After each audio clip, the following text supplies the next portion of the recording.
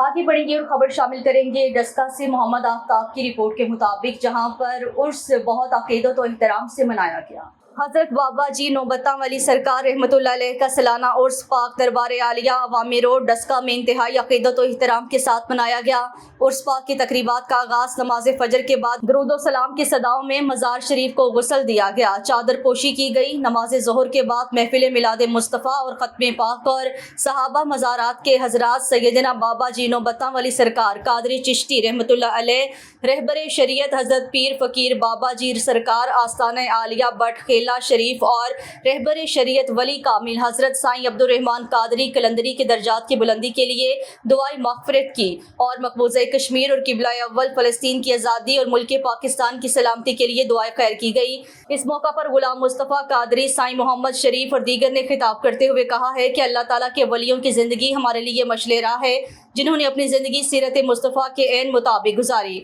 अल्लाह ताला के वलियों के पास आने का मकसद तब ही हल होगा जब हम अपनी ज़िंदगी सीरत मुस्तफ़ा के मुताबिक गुजारेंगे।